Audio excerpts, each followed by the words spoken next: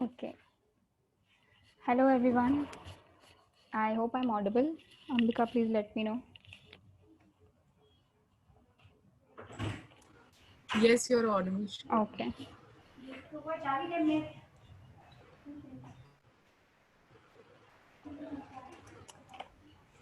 Thank you so much, everybody, for joining the session today. A very warm welcome to everyone. And on behalf of Helping Hearts, I am Shreya Haran, and I'm your host for today.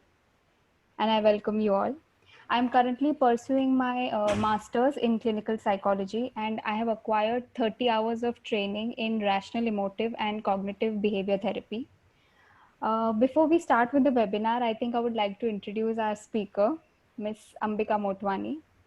She is the founder of Helping Hearts and she has completed her MA in clinical psychology from Mumbai University and also has 2 years of working experience in the field. She is a visiting faculty at KC College, Churchgate, and she's been teaching the MA psychology since a year now. She's also a clinical hypnotherapist, graphologist, and graphotherapist, and she is certified as a counselor from Heart to Heart. Welcome, Ambika. Would you like to Thank you, Shreya, address? for this. Yeah. Yes. Thank you, Shreya, for this introduction. And on behalf of Helping Hearts, I welcome you all for our first webinar. And before I start, I would like to wish everyone happy World Mental Health Day. And it's not only that we celebrate Mental Health Day once a year, but if we are keeping thoughts in check, every day is a World Mental Health Day for us. So this is what I wanted to start with. So we proceed. Right. I think it was a very beautiful kickstart, and thank you so much for those words. I'm sure everybody is really ready to start now. We shall begin with today's talk.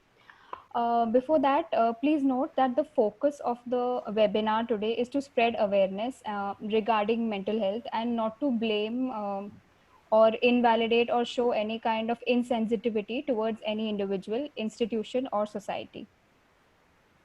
Okay, are we ready to start, Ambika? Yes, we are ready to start. Okay. Uh, just a second. Yeah. The platform is open for all the audience anytime. You all can please feel free to post any questions and we shall address them during the session or maybe by the end. Okay, so since we're talking about mental health, I had a list of a few questions, Ambika, and I'm hoping that you will be able to answer and make it like an interactive session for the audience. So, mental health. Now, this has become one term that is like on everybody's, discussions. It has become one of the trendiest topics to talk about in recent times. However, the first question that comes in my mind is that I'm not sure if all of us actually are completely aware of what this term mental health actually means. So I would request you to first throw some light upon what do we really mean by the term mental health. As you said that these days, and it's very correct that these days, because of the recent events happening, people are becoming more aware of what mental health is. But people are not completely aware that they are aware to certain extent, but at the same time, they are not fully aware of what the concept of mental health is. So before I start, I would like to just share a layman's definition of mental health so that everyone is aware of it. So generally it refers to our cognitive, our behavioral, and our emotional well-being. So if we generally speak about mental health, so what's the first thing that comes to our mind? Basically mental disorders. And we only focus on mental disorders rather than focusing on our overall well-being, which is the main aim of mental health. as we compare it with our physical health, if we are even having a cough or flu or a cold, we do say that, right? You know that we are not well. But when it comes to mental health, we never say that even if we are having a lot of stress or anxiety because of certain circumstances happening throughout, we never say that we are stressed or we are mentally unwell. We only refer to this particular term mental health only for disorders. But over here, we are looking for our overall well being, wherein our cognitions are considered, our emotions are considered, and our behaviors are also considered. So, generally, it starts with a thought. The thought gives rise to an emotion, and that emotion triggers our behavior. So, if we keep our thoughts in check, we will will not be triggering those negative emotions and those negative behaviors. And generally, also, when when we are observing these days, even though we are having anxiety, we don't go to a mental health professional, or generally also when we are not being able to be assertive, even that time we don't think that it's a compulsion or it's something that we should treat it. But when it comes to our physical body, even if we have chalo earlier before the pandemic, even if uh, 98-99 fever was there, we used to run to the doctor so that we are not sick or it doesn't cause us any other health issue. But why don't we put the same emphasis when it comes on mental health? Because these are the certain thoughts that they are triggering emotions, and those emotions are triggering our behavior. So in that way, I really feel it is not only limited to the mental disorders, it is also concerned with our overall well-being. And again, as I have also placed an emphasis on physical health, we never wait for a small tumor to turn into a cancer and then we treat it. But when it comes to mental health, we never pay so much of attention. We never put that emphasis on mental health. And even generally there are no provisions made as such, so which focuses on mental health. So this is the reason why I feel there are a lot of mental conditions, mental issues and disorders that are arising day by day. And now that people are being aware, just because of the stigma, they're not able to reach the mental health professional. And I think I have covered what you had asked me, Shreya. Yes, and what I like about that response is that you have tried to equate mental health with physical health. I mean, as a society, we've always been very bothered about the physical aspect of our body, and not really. That's also maybe because we lack awareness, and also, physical problems are very much visible. If you lose a limb, it is visible that you don't have a limb. But if you're going through stress in your mind, it is not visible. You can just, fake a smile and everybody will think, oh, she's having the best day of her life. So because the illness is mental, it is invisible, which is why I think it is, adding to the lack of awareness, and we don't really focus on it. And I think that's a really beautiful comparison to make, that it's as important as your physical health. Losing a limb and stress can be equal. I mean, yeah. So thank you so much for that. And Um, I yeah. recollected a quote I came across on Instagram that we are having nutritious food, we are taking care of our bodies, but and we are even going to gyms and having these toned bodies and everything. But when it comes to our thoughts, we are having certain negative emotions that we are experiencing. If we are not mentally fit, the physical fitness will not matter for a long period of time. This is the quote which I had come across. And with this quote, it also triggered an example that we generally come across people who say that when I'm at peace, I'm able to perform well, I am productive in that way. So, what do you really feel the peace over here? What peace are they mentioning over here? It's the decluttering of our mind, right?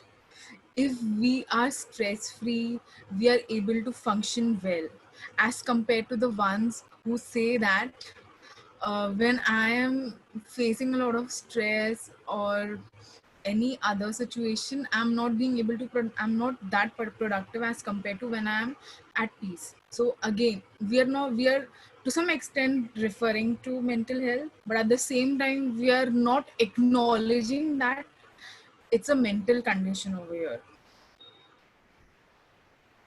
Right, right. I think Do you have Samir anything to add on? Has one question to ask. What are cognitions?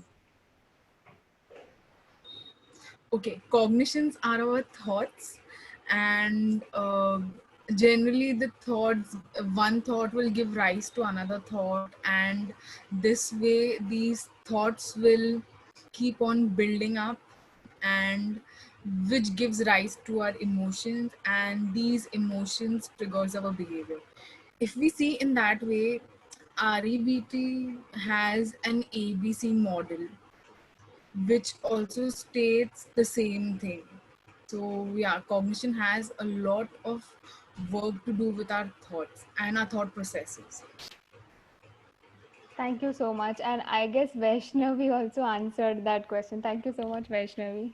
She says it's your thought processes and patterns of thinking. Okay, I'll move on to my next question. So, since we've, I think, talked about mental health and we know that there is lack of awareness in it. So, it obviously, if there is lack of awareness, there is a lot of myths that, people just make up because you're not aware of things. So, what are the common myths that most of us believe in when it comes to mental health? And how do you think we as a community can actually help in demystifying this concept? Okay, so before I start answering this question, I'll be opening this platform for our viewers also to answer. So before that, the most common myth as a mental health professional that I have encountered, and even when I was a psychology student 3 4 years ago, the most common myth and the question they used to ask me is, oh my god, you're a psychology student, okay, come on, tell me, read my mind, what's going on in my mind. So it's not reading minds, it has a lot of things to be dealt with based on the emotions and based on the intensity of the problem the person is having. So I have a lot of psychology students over here. So I want to ask them, like, since they are students and they are a budding psychologist, and even you are a budding psychologist, Shreya. So have you encountered any kind of such myths or anything which is related to these scenarios? Yes, yes, completely. Obviously the most common and the most rightly recognized is that, oh, she can read my mind, let's not talk in front of her, all of that. And even if it doesn't come across so evidently, they usually use it as humor. कि अरे psychology मतलब दिमाग Yeah, पढ़ रही है and all of that. yeah. I think there are a lot related to uh, I mean, related to the entire field of psychology.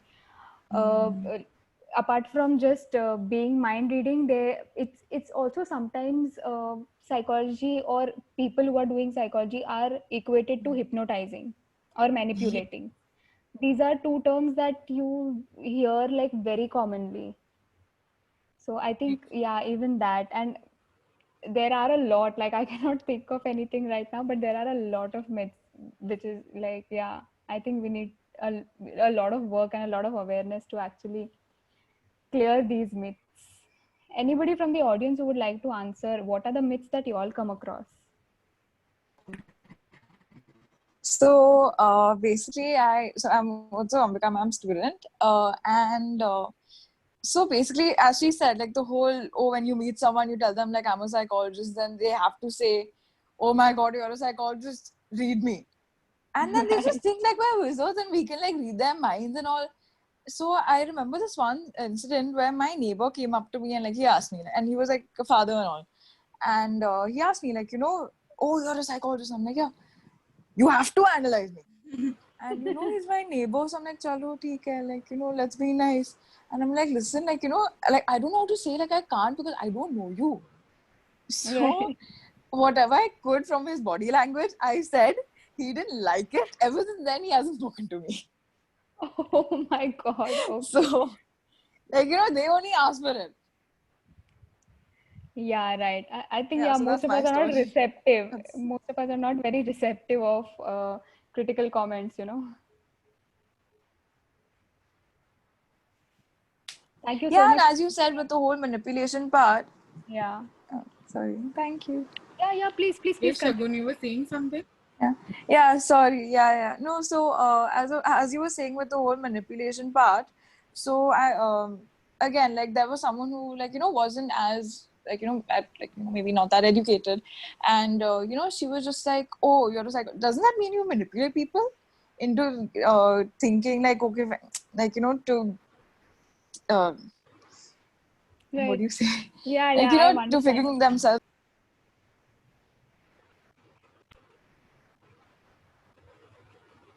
Did she stop speaking? Anyone else who wants Out. to One sec, join? sorry. No, sorry. That was a little distraction. Oh, okay. Yeah. So then, like it just like it just really got to me. Like this is what people think. Like all we do is manipulate people, which we don't. Yeah, and it's my personal experience that when you actually, if you are getting into couples therapy, and there's this particular couple who are ready, but then they have a lot of fights, then they eventually call the therapist and they say that you are so manipulative, how can you do this? I mean, like, this is of nowhere, but still we have to face certain pros and cons of being into the profession, so that's it. We should not take such things to the heart, but at the same time, yeah, these things do happen a lot. And sometimes, these things also come in. If you're able to convince somebody easily, they say, "अरे हाँ, तूने तो psychology पढ़ा है ना," which is why you can manipulate us very easily, and that is not true. Yeah, like people do Yeah. consider psychologists as manipulative, and again, that's the most common myth. I think Samir also pointed out a very important myth. He says you visit a psychologist only when you're having problems. That's very true, Samir. And I think Ambika, now Yes. you should. I think you will know a lot of more myths attached to this. So maybe you can Yeah. explain them more. Yeah. So, okay, before we actually get into the myths, the most important thing over here is that you only visit a psychologist when you're facing a mental health issue, or people considering another person who is suffering from a particular disorder as abnormal. Why do we have this particular distinction of normality and abnormality? Why are we actually labeling people? And it's not only that the people, the ones who are facing disorders, are, we just label them abnormal. Like, have you all seen any kind of behavior patterns which are not normal according to you? So this is the first thing which I really want to address, that we should, it's a high time that we should stop labeling people. अरे, that this person is depressed, इसको तुम बताओगे तो इसका क्या मतलब, how will they comprehend? Or this person, again, if the person happens to be a cranky one, or maybe the person who will just argue, again they will start labeling them. So why is this labeling a trend going on? This is also one thing which I really wanted to bring up. And third thing, when you say that you are going to a therapist, to either one of your friend or any acquaintance or a colleague, they will say that why are you going to a therapist? You will go to the therapist and they will only give you advice. First of all, therapy and counseling is not advice giving. We are purely referring to the emotions of people, and at the end we are not giving them any advice. The clients are the one who come for the therapy and they find the solutions on their own. We are just a medium for them to find the solutions. We never give them advice. That's the most common myth again. And the very worst statement a person will give you is that don't go for therapies. Time is going to heal everything. This is the worst statement ever.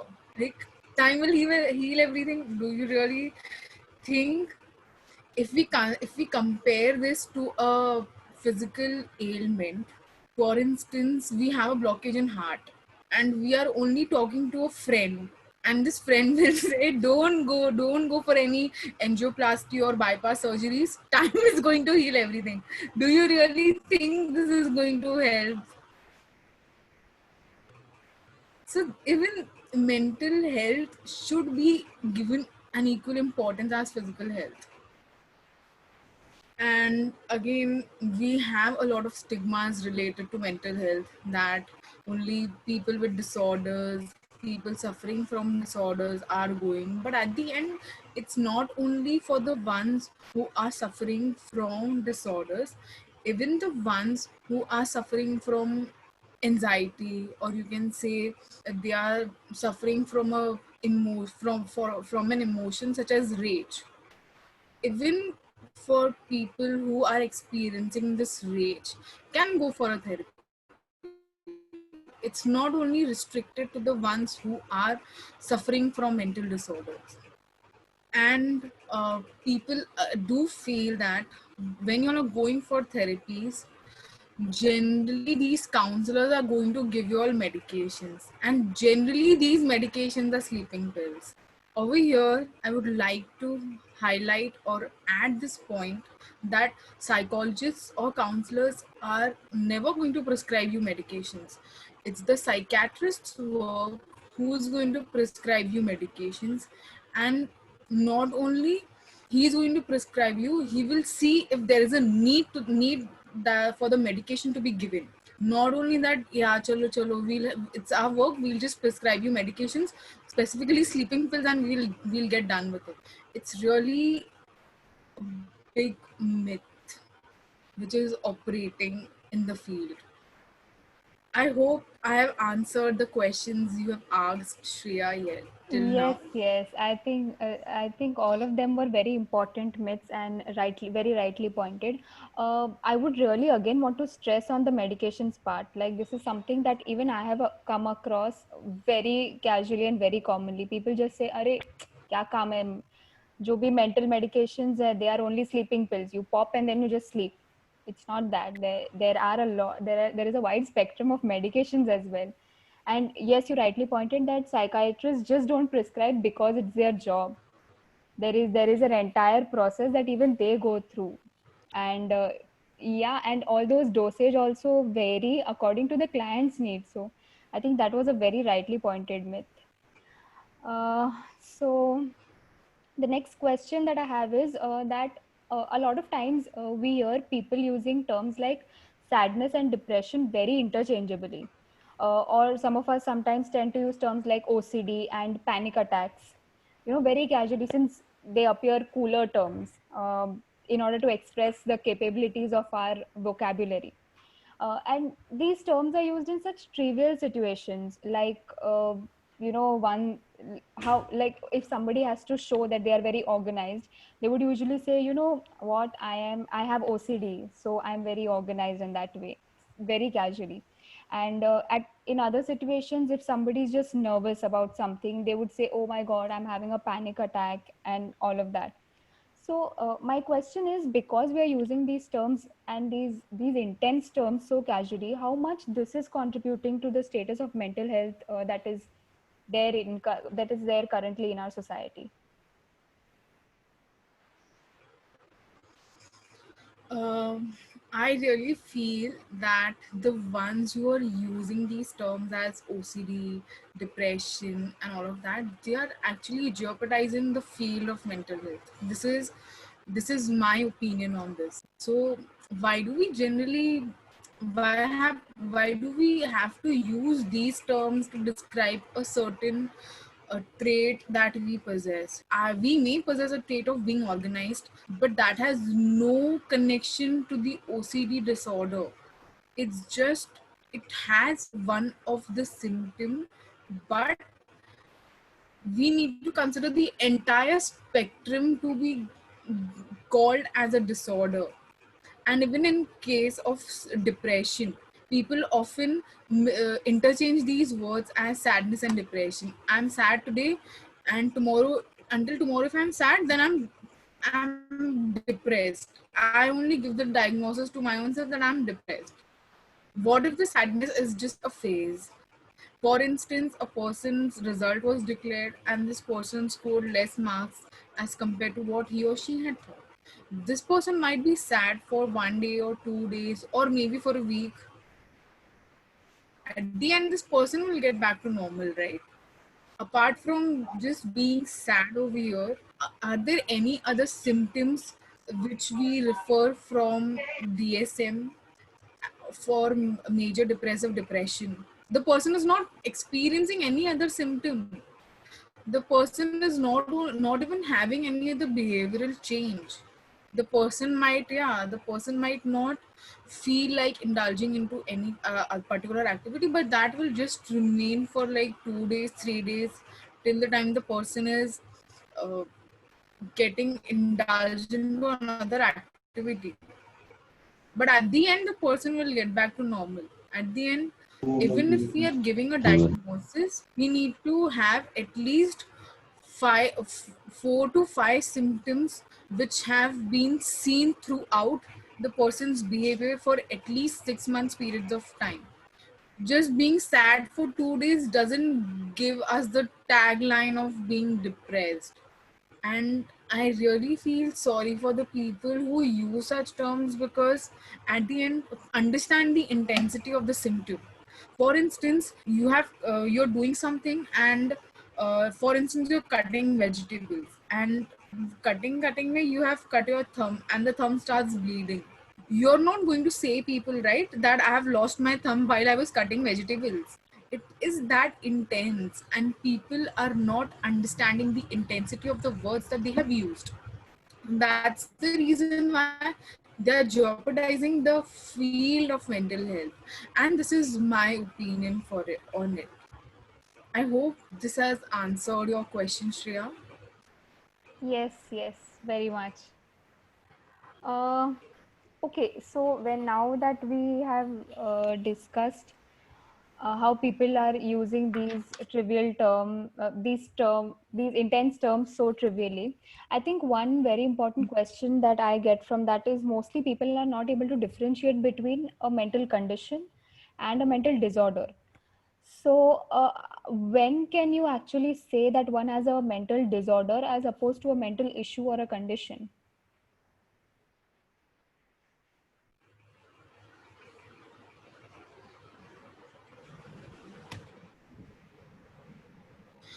Can you repeat your question, Shreya? My internet was fluctuating a bit. Okay, okay, I'll do that. I was asking, when can one say that one has a disorder, a mental disorder, as opposed to a mental issue or a mental condition? Okay, so if we see, mental condition is neurotic in nature, as in, if we are facing anxiety, if you're facing this particular emotion, rage, if you're facing jealousy, or any kind of an emotion, it is neurotic in nature because we are just facing this particular emotion. We are not facing any other symptom which belongs to the disorder. So it is neurotic in nature. And if we talk about mental disorders, they are clinical in nature, as they have a lot of clinical interventions being involved when the disorders come into the picture. So when we talk about disorders, we need to again refer to the DSM and match the symptoms of this particular person who is said to be facing either depression or anxiety, or sorry, depression or OCD, such disorders, or bipolar or schizophrenia, in that way, because these symptoms of the particular disorder can be very very intense. It can be mild also, but most of the time they are on a very intense level. That's the reason why it is clinical in nature, because there are a lot of clinical interventions happening. And when it comes to mental disorders, that's when the picture of medications comes into the picture, because there are certain neurotransmitters which are not being able to play their particular function properly. Just to activate those neurons, these medications are given so that the person is relaxed, and that's how the person is uh, getting back to normal or getting back to the homeostasis level. So that's how we differentiate between a mental condition as well as mental health. But over here, if we see both the situations, even the mental conditions and even the mental disorders can be treated, and for these both issues or both concerns, the person can seek out professional help. Okay, thank you so much for saying that. Yeah, both the conditions require professional help, and anybody can seek out for it. My next question is, if one has a mental condition, and if that mental condition is persistent, can that condition take shape of an actual disorder? So, if like one person is sad and persistent sadness, can that take shape of a disorder?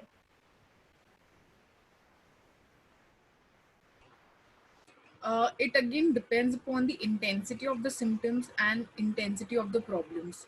And apart from the intensity, even the environment may play the role, even uh, the genetic component of the person may play a role, even the social factors the person is plays a role. So here we refer to this particular term as biopsychosocial perspective, because all these factors contribute to our mental health. So it purely depends upon the intensity of the problem and the biopsychosocial perspective in which the individual is living. Okay, thank you. Um, and now that when you mention about the biopsychosocial perspective on mental health, does these mental or disorder, do they run in families? And as opposed to that, how does the environment also play a role in the manifestation of these disorders? So, if we see, we have recent studies which states that mental disorders do have genetic components and potentials to develop into a disorder in future. So, these studies have given the five major disorders that are major depression, bipolar disorder, autism spectrum, attention deficit hyperactivity disorder, and schizophrenia. So these five disorders have been coming from a recent study, that these five disorders have genetic components and they have potential risk to develop into a disorder. So in these ways, if we see, there are uh, there are mental disorders running in the families, and they go through generations over generations. So I would like to give you a personal example over here. When I was working, I mean, 2 years ago, when I was working in the field of clinical psychology, I had a particular case wherein this particular female was diagnosed with schizophrenia, when taking the clinical history of this person, it was noted that this female's paternal side was having the history of schizophrenia. So the schizophrenia gene was passed over the generations, and that's how this female was diagnosed with schizophrenia, because again she was experiencing certain symptoms which required immediate medications. So that's how this case was there. And gradually even this female's daughter was exhibiting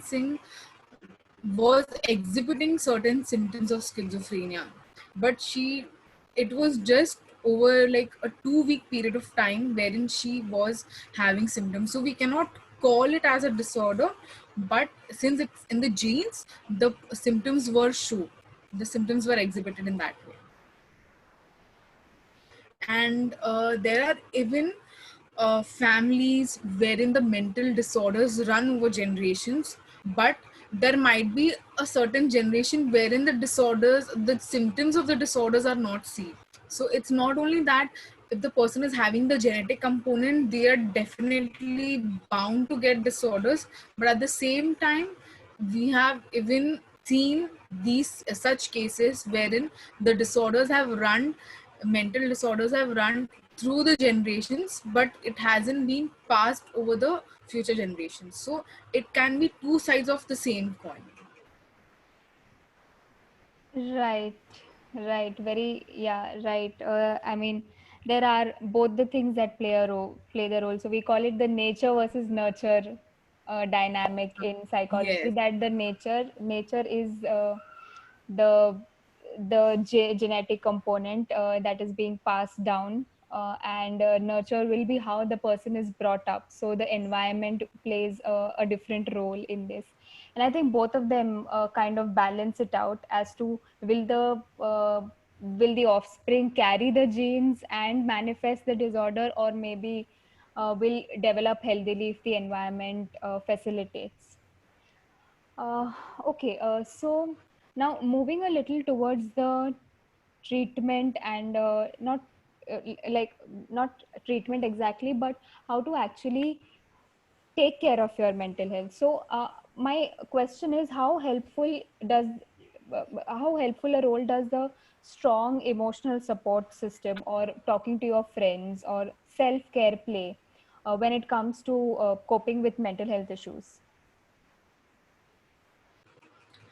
I think it's a very important factor over here. If we have any friend or a loved one from our families who are very very supportive, who are providing us with unconditional positive regard, as well as they are being genuine. So these three factors really play a role when it comes to a strong support, and that's what we are actually looking for. Of course, we even look for a person who is not judging us over our problems, because it depends on person to person. It's the problems are subjective in nature. For me, a particular problem might be very very small, but the same problem for another person might be very it might be an intense issue for them. So, in that way, we even have to have a non judgmental attitude. And if we have a friend who is possessing these qualities and supporting us throughout our journey of resolving that particular conflict or the issue, it is well and good. But since they are our closest friends, or they are our loved ones, sometimes I feel the judgmental part does come into the picture. We might say that, I'm not judging you, but maybe in the back of my mind, yes, I am judging you. Like, I might feel in my back of my mind that, Are Bapri, just for the small issue, your heart's beating fast. I can say that in the back of my mind, and that's how my responses may turn out to be. But when it comes to professional health, they are generally non-judgmental. they do possess these qualities of being supportive, being genuine, providing an unconditional positive regard to the clients, because we are trained in that. We have been studying this particular subject for over the years now, and just because of that we have so much of experience that we are trained, and we use these qualities as qualities very impromptu also. Like someone just starts speaking about, I had this particular thing and it turned out this and it turned out that, and it made me feel helpless about the situation or any such thing. We generally start responding them into the emotions, whereas if we are having the same conversation with our friend, rather than being responsive to the person's emotions, we start giving them advice. अरे तुझे अगर ऐसा हो गया है ना तो तू ये ट्राई कर, मैंने ऐसे किया था तो मेरे लिए it was very effective. So these things come up abruptly. So if we compare this particular scenario again with our physical health, we are having certain ailments regarding, again, if you take an example of a heart disease, we are not only going to consult our friend and we'll say, yeah, I'm taking suggestions, I'm taking advices from my friend, and I'm feeling much better after it. At the end, we do require a professional help. This friend will only give you suggestions. They are not going to give us a proper response to it, as Right. in the form of treatment. Wherein when we are going to a therapist and seeking professional help, we are not only uh, finding the solutions on our own, but the therapist is also trying to make us independent in terms of everything. So that's the difference between going to a professional as well as just uh, speaking to a friend. Of again, it is a very good thing that a friend is supportive, but at the end, professional help remains professional help. Right, right. Thank you so much for pointing out the difference. And I think this, what most of the things that you spoke about does really answer Siddharth's question here. He says, how do professionals like you cope up with all such things? How can you manage to keep yourselves calm in spite of listening to such serious issues and problems of number of humans around? Thank you so much, Siddharth. That was a really considerate question. Yeah, I mean, it is difficult, but I think if in if in two terms I have to answer this question, I would say it's empathy and objectivity. So, like Ambika rightly mentioned, that we have so many years of training, and usually, if with friends, we usually respond with sympathy. That is, Arey haan, sorry, you're feeling that way. But when it comes to empathy, it is actually objectively listening to the patient, to the client's concerns, and at the same time we are trained to actually move out of the shoes as well. So if we are actually empathizing with the client, we also know when to detach ourselves also. It requires a lot of training and a lot of experience to do that.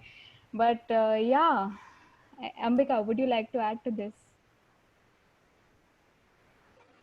Yeah, and as he is speaking about how do we cope up with certain issues, so since we are saying that we are mental health professionals and we are working in the fields, but at the same time, when we are experiencing even the smallest of the small negative emotion, we land up to a therapist. It's not that since we are mental health professionals, so we might not you know feel any such emotions, or there are certain even circumstances wherein we are not able to cope up with it, so even we go for therapies.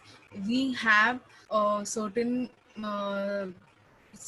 groups wherein we meet every week or every month, wherein we discuss the issues, and we try to respond to those issues in a way which is very empathetic and objective. So that's how we take care of these concerns when it comes to us. Because we feel that why should we go for a therapy? Because we are human beings first, and even we require the same attention which we are giving to our clients. I hope that answers your question, Siddharth.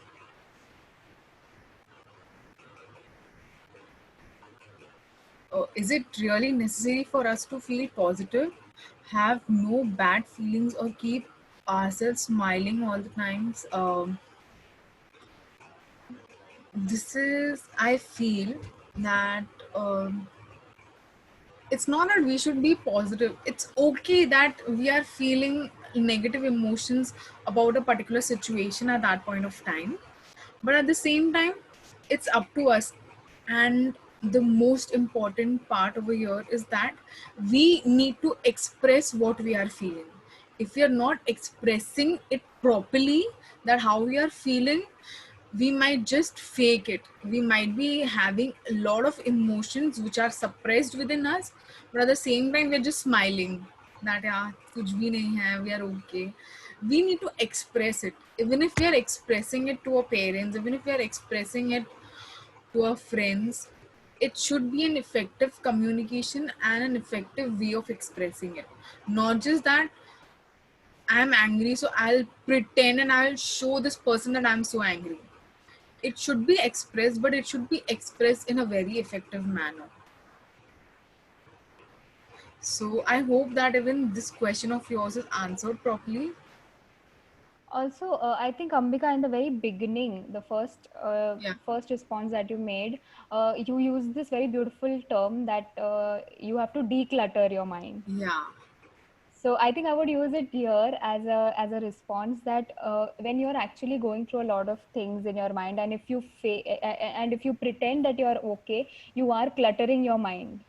So imagine you have a cupboard and you just stack all your clothes inside. The moment you open the cupboard someday, all the clothes are going to fall on you, and you will not know what to do. So it's very important, if you organize that cupboard of yours, this is also like a cupboard. It stores so many things, your mind stores so many things. So it's important that from time to time you actually declutter this as well. So it is not bad to experience negative emotions. I mean, why not? Sometimes you need to be assertive, sometimes you need to be angry, sometimes you need to be sad.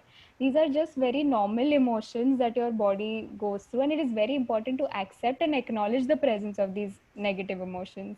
So it is not important for you to smile all the time and experience only positive emotions. It is okay. It is completely normal to go through negative emotions. so nowadays this quote is being used a lot of times, that it's okay not to be okay. So the same applies to every one of us. And you have really put across the analogy of the cupboards very well. I really loved it, Shreya.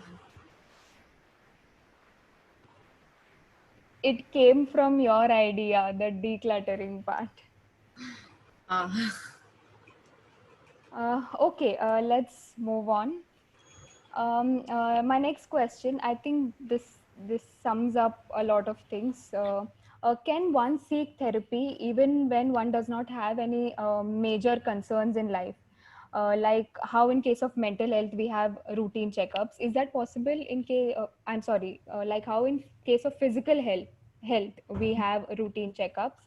Is that possible in case of mental health as well? If we don't have any major concern, can we still go for therapy? it's a very good question. And if we are talking about our physical health, we go for our routine checkups, like routine blood reports every 6 monthly, this and that. We are doing all of these things for our physical health, but we never uh, put an emphasis on our mental health. We never go to a therapist just because we are feeling okay or we are normal enough in layman's term. But at the same time, I would like to put across this particular thing, that like the way we are going to a doctor, when we, even though our report, we just take our reports and we go to the doctor that ठीक है, normal है, कुछ नहीं है, चलेगा. At the same time, why aren't we going to a mental health professional? ठीक है, fine, even if there is no issue as such, we should still go to a therapist, because at the end, our childhood has also played a major impact in the development. We might not know a lot of things, but when we are discussing that with our therapist, we might come up with certain particular issue. Uh, we might come to know more about ourselves, our childhood and our adolescent period, and how we behaved and all of that.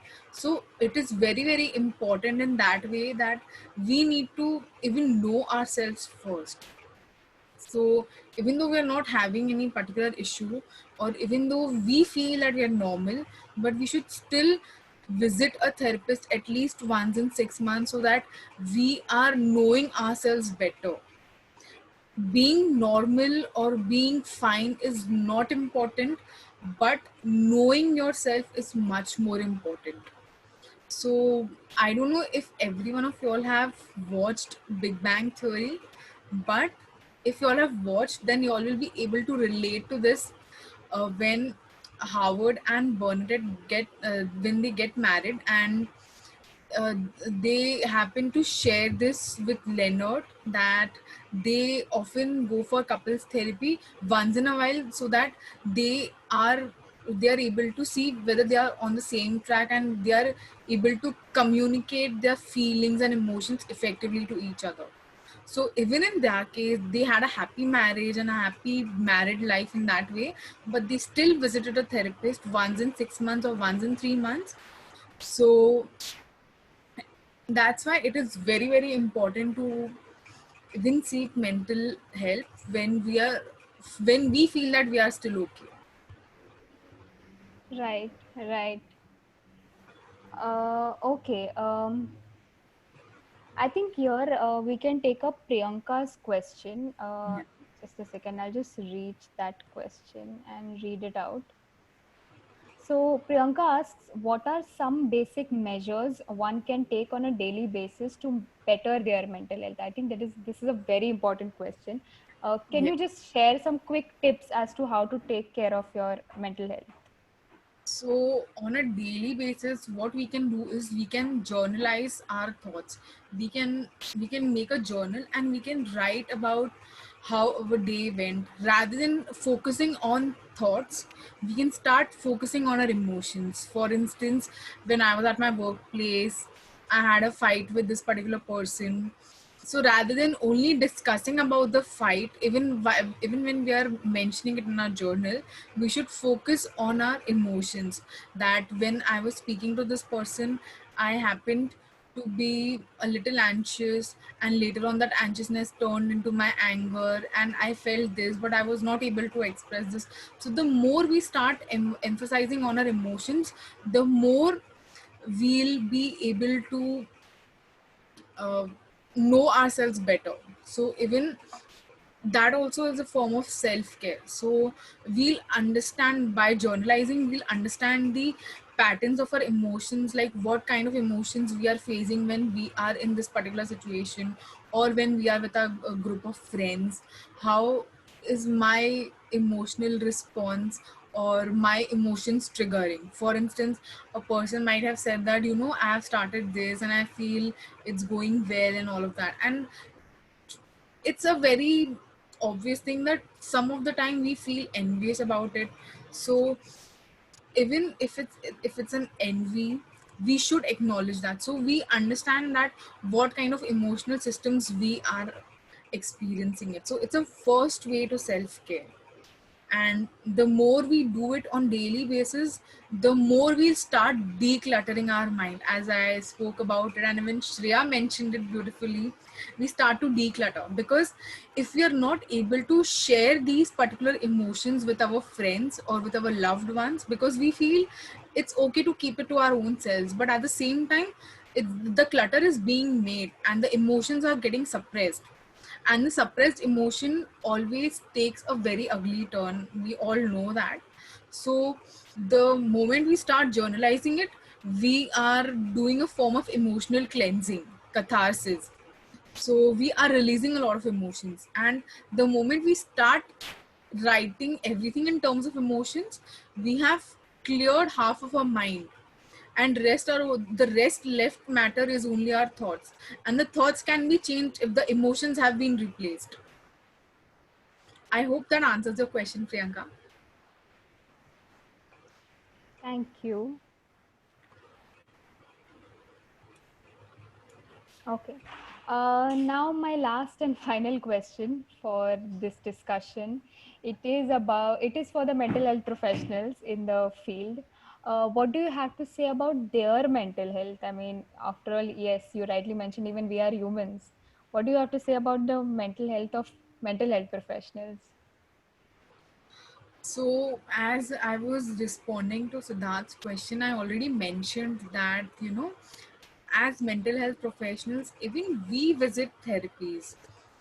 I mean, we go for therapeutic sessions because, yeah, at the end, we are human beings first and then a psychologist or a mental health professional later on. So it's really, really okay if we are experiencing these kind of emotions or the negative emotions like frustration, anger, agitation, and all of that. It's completely okay. What's not okay is that being aware, being a psychologist, and being aware of the emotions and still not being able to cope up with that. Coping up even by our own, or coping up in terms of going to a therapist and getting dealt with our issues. So I would like to again share a personal example over here. When this pandemic situation started and everyone was at home, my neighbor was just passing by the door and he asked me, so even you are at home, how's everything going on, how's your work going on? So I just mentioned it that everything is happening online and it's slow, but it's okay. We have to get used to such a phase. So then he was asking me, how do you feel about it? So I frankly mentioned that I felt I felt frustrated because in these 9 years of everyday traveling and coming back late at home, it felt a lot of void within and agitation also, that why are we at home, why are we not able to go out? So when I told him this, he asked me that you are a psychologist and how can you feel such an emotion? So I told him the same thing, that before being a psychologist, I am a human being first. So it does not really matter that I am also facing these kind of negative emotions. Of course, then when the emotions reached an extent of it, I also took a step and I took therapies. And it's not that the therapies are only for disorders, as I mentioned it earlier. It can only be for small conditions. If you're even going for a small mental health condition, it might just take 1 or 2 sessions and we are back on our homeostasis. So that's how it really matters. And as psychologists, we also have a self-care group wherein we meet.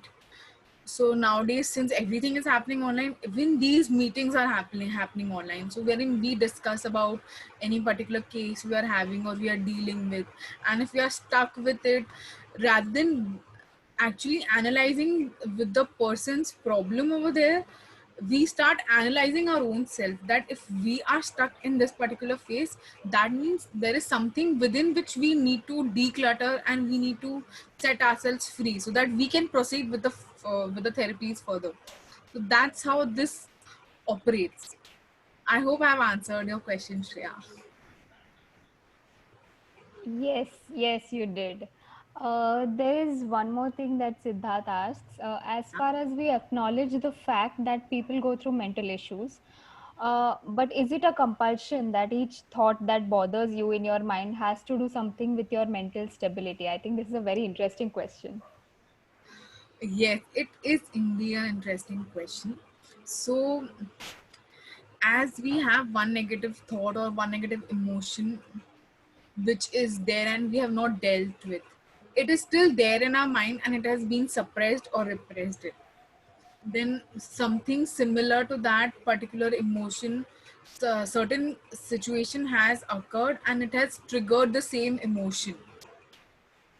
The same emotion is again repressed with a different content. Then again, after a few days, a few weeks, or a few months, we are encountering a particular situation wherein again we are facing the same emotion with a different thought process and a different content altogether. So the intensity of the emotion arises, and our way of responding to that particular emotion also changes every time. So it's that we are just holding on to that emotion, we are not dealing with it. So it if we are I'm not hurting anyone's sentiments over here, but yes, it does impact our stability, because it's the way we are responding to it, and if we have not dealt with the previous emotion properly, it will take an ugly turn, and the rest we know how it will operate. I think I would like to add here. Today, I was attending a session in the morning, and the speaker of the session made a very beautiful analogy. She said that, we are so used to, as a society, we are so used to quick fixes. So, अगर कहीं जा रहे हैं and our footwear is requires mending or something, it just breaks. So we might just use Fevikwik and just fix it quickly and then go. We might do it like all the time, but once a day will arise when your footwear will not, you will be in the middle of something very urgent and your footwear will just give up. What will you do? So as a trend, yeah, we are okay, we are used to this quick fixing thing, but somewhere we will actually need to settle and repair it completely.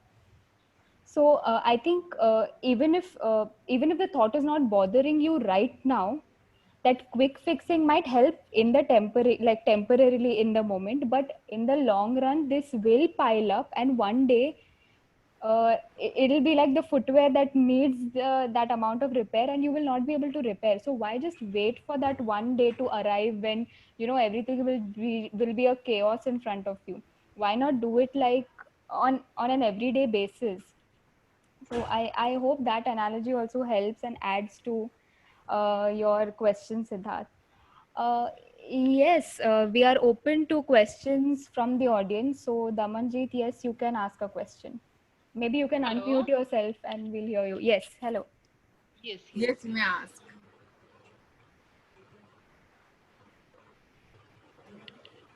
Hello. Can you hear me? Yes, Yes, we ma'am, can. we can hear you. Yes, yes. Hello. Are actually, mental health has, since I'm teaching for the B.Ed, the mental health is a very basic. But see, actually, we had an incident, which I would like to share with you.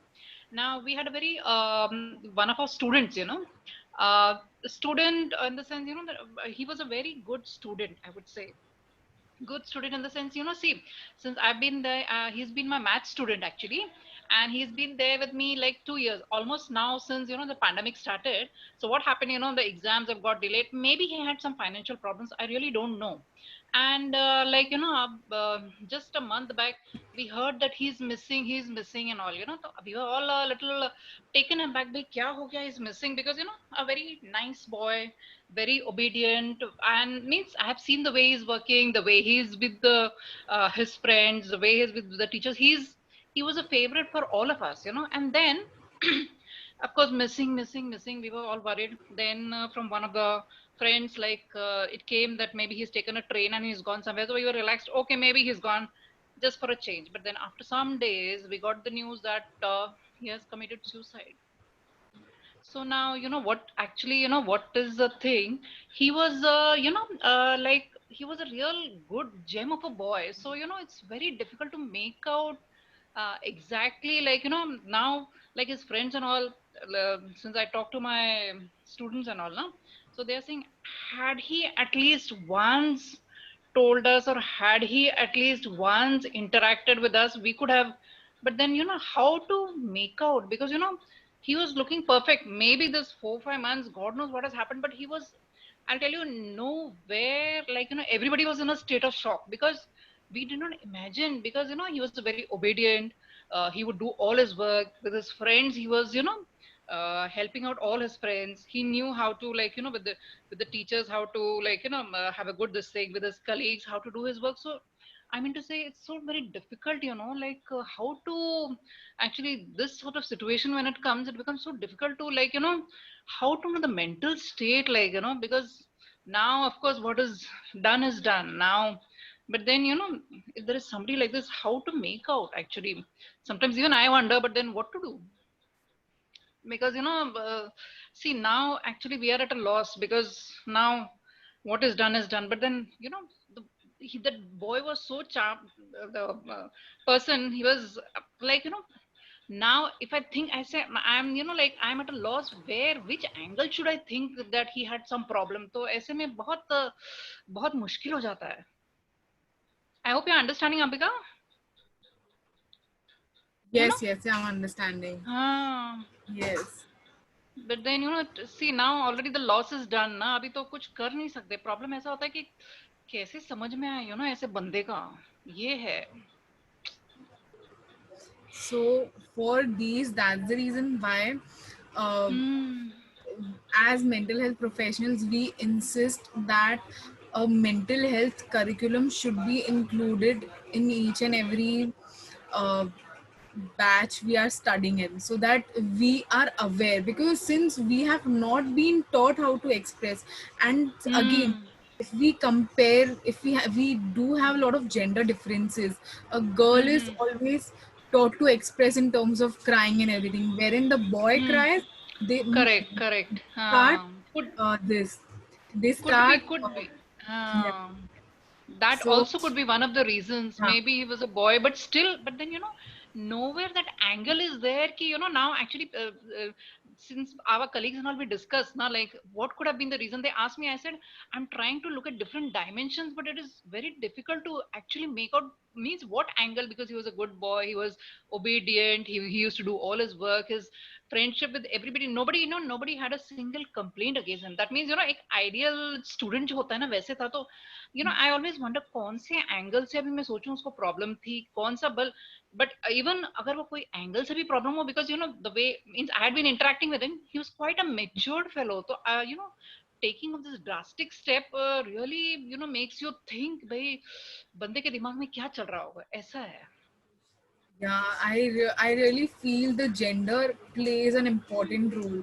Being a boy, maybe I'm just mentioning it. It's not. I don't mean to hurt anyone's sentiments over here, correct but हाँ. boys are generally taught to fight. They're not hmm. able to fight. They're not even able to cry over a particular situation. That's how the Indian patriarchal system works. So, since we have generally never taught how to express our emotions in that way, nor did we have any curriculums which taught us to express or to communicate effectively, so that we are able to not at least help others, but at least help ourselves.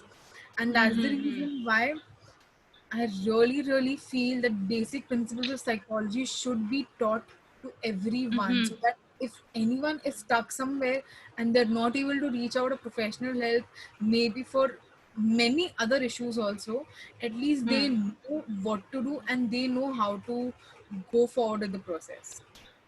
Okay. Thank you. Welcome. I hope it answered your question, ma'am. Yeah. Okay. If she feels okay, if she wishes to let her anything that's bothering her own Yeah. mental health due to a loss. No. I'm fine. Thank you so much.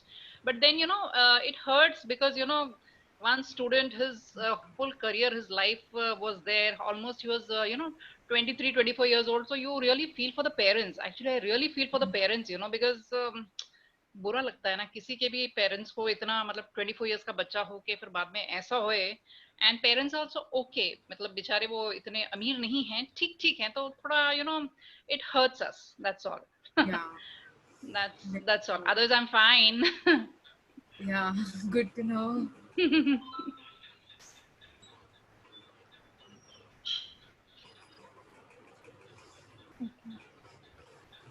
We're so sorry for the loss. Oh That yeah. really is a tragic event, Mm.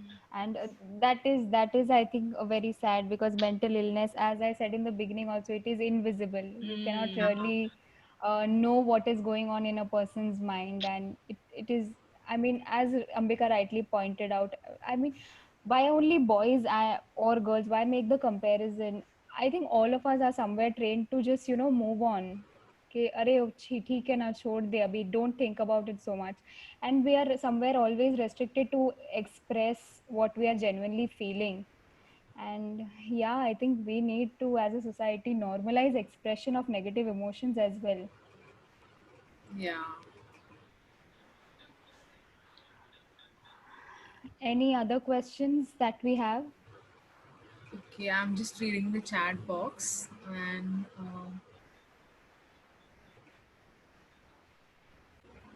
so Siddharth has also pointed out that can we ask Damanjeet ma'am if she feels okay? We are here to listen if she wishes to let out anything that's bothering her own mental health due to the loss.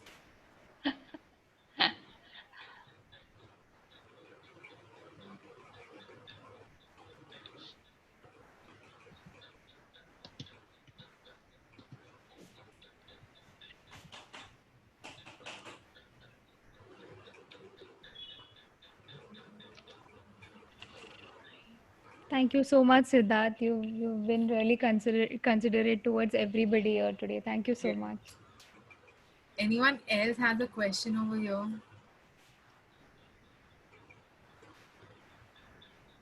Okay, so Damanjeet ma'am has replied, I am fine.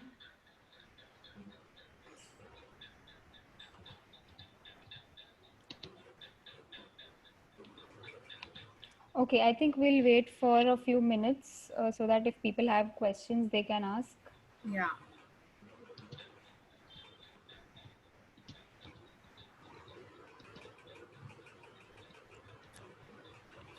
If there are no questions, thank you so much, Ambika, for this webinar today. I think it was a very informative session. A lot of us had a lot of takeaways about what mental health actually is and how we are using intense terms so trivially and adding to the stigma that is already attached to mental health.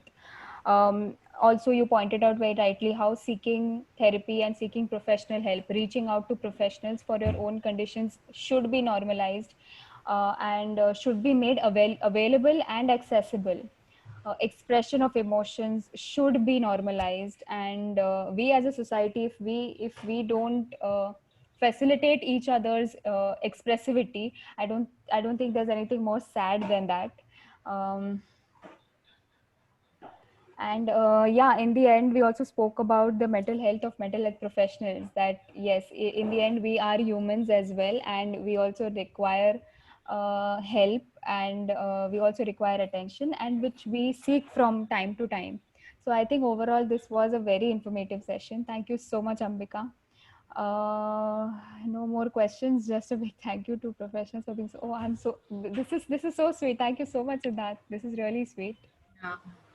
And I thank every one of you all for taking out a Sunday for the webinar and joining us and helping us to reach out more and more people. And on 18th of October, I'm announcing a second webinar. Uh, and the topic I'll be coming up with of the webinar in another 2 or 3 days. So keep following our Instagram and Facebook handle and keep yourselves updated with the next webinar, and I hope to see you all in the other upcoming webinars. Thank you so much. Thank you. Thank you so Chalo, much. good.